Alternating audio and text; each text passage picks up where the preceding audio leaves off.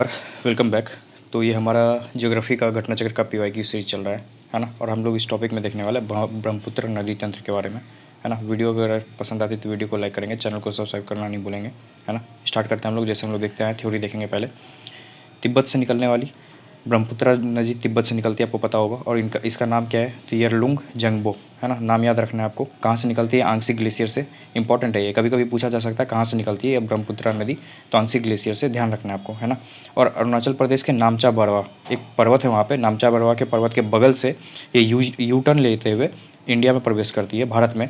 और भारत में कहाँ? अरुणाचल प्रदेश में ब्रह्मपुत्र नदी को दिहांग के नाम से जाना जाता है, ध्यान रखना है आपको। और असम में इसको ब्रह्मपुत्र नदी नाम दिया गया है। तो ब्रह्मपुत्र नदी का नाम ब्रह्मपुत्र असम में पड़ा है, जो कि अरुणाचल प्रदेश में इसको दिहांग के नाम से जाना जाता है, ठीक है।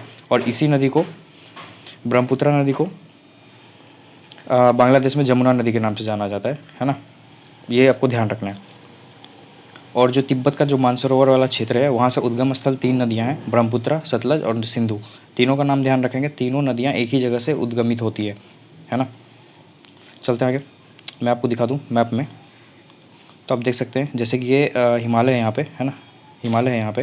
तो ये ब्रह्मपुत्र नदी हिमालय के समानांतर पूर्व की तरफ जाती है। और पूर्व में यहाँ पे मेकोंग, यहाँ पे नामचा बारवा जो पर्वत है, यहाँ से ये यू टर्न लेके, आप देख सकते हैं, यू टर्न लेके ऐसे इंडिया में इंटर कर रही है ना। ध्यान रखना है आपको। और यहाँ पे ये ब्रह्मपुत्र नदी, है ना। और इसी की जो सहायक नदी है लोहित नदी है। और बाद में ब्रह्मपुत्र नदी जाके क्या जमुना नदी हो जाती है। कहाँ पे? बांग्लादेश में, ध्यान रखना है। और ये जो पद्मा दिख रहा है आपको, पद्मा किसका नाम है? तो गंगा का। गंगा का नाम, गंगा जाके ये बांग्लादेश में पद्मा हो जाती है, ध्यान रखना है आपको, है ना। चलते हैं आगे।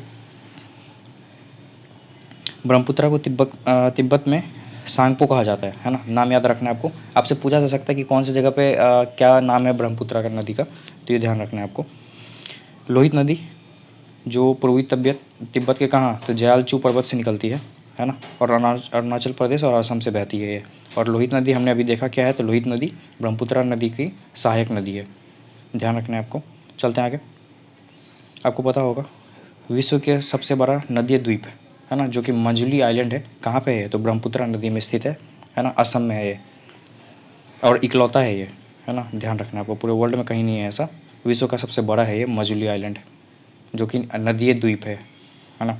तिब्बत पठार को चेंगतांग भी कहा जाता है। और तिब्बत पठार को क्या कहा जाता है? तो विश्व का छत, जिसको इंग्लिश में the roof of the world कहते हैं, है ना। ध्यान रखना है, किसको बोला जाता है? तो तिब्बत पठार को बोला जाता है।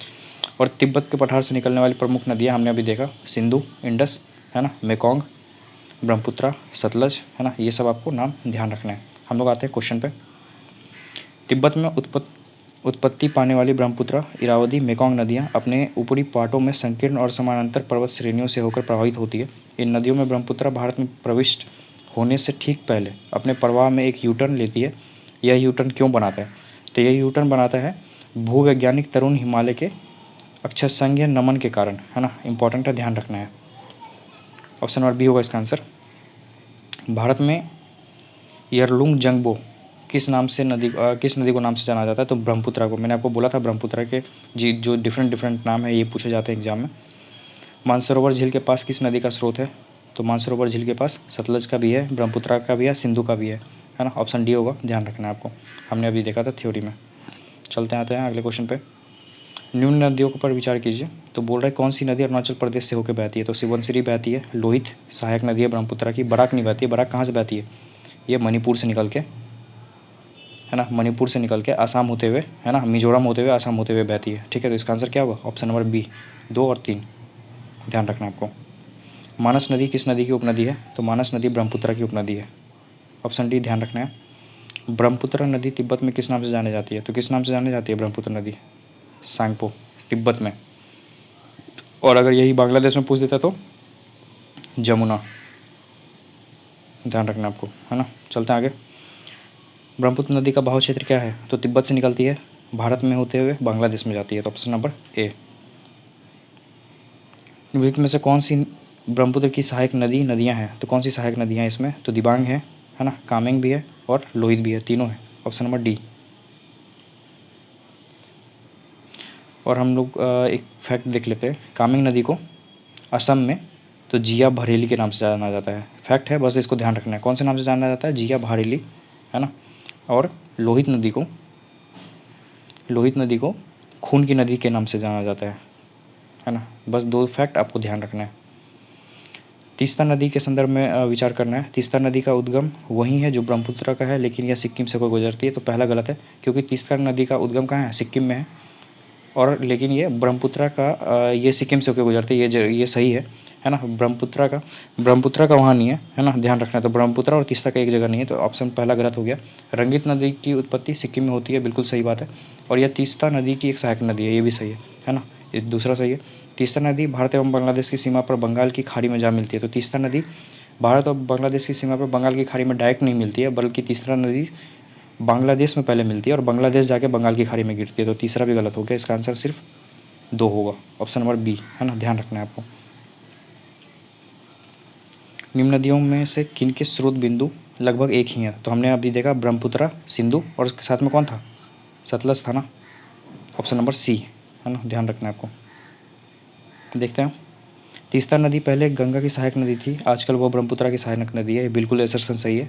1700 समथिंग ईस्वी में तीस्ता गंगा में पहले आके मिलती थी, बाद में उसने अपना कोर्स चेंज कर लिया, है ना। जैसे कोसी बदलती है ना, तो अपनी धाराएं बदलती रहती है, ऐसे तीस्ता ने भी अपना धारा बदल के वो जाके ब्रह्मपुत्र में जाके मिल गई। और नदी अपहरण भी हिमालय की नदियों का एक प्रमुख गुण है, तो बिल्कुल सही बात है ये। और अगर बीच में आप क्योंकि लगा देंगे यहाँ पे, तो ये दोनों असर्शन रीज़न एक दूसरे को एक्सप्लेन करता है ना। तो इसका आंसर क्या होगा? Option number A. Assertion reason दोनों सही है और एक दूसरे को एक्सप्लेन भी करता है, ठीक है। आई थिंक इस टॉपिक में इतना क्वेश्चन था। हम लोग अगले टॉपिक में देखने वाले दक्षिण भारत की नदियाँ के बारे में। वीडियो अगर पसंद आए तो वीडियो को लाइक करेंगे, चैनल को सब्सक्राइब करना नहीं बोलेंगे, है ना। Thank you so much.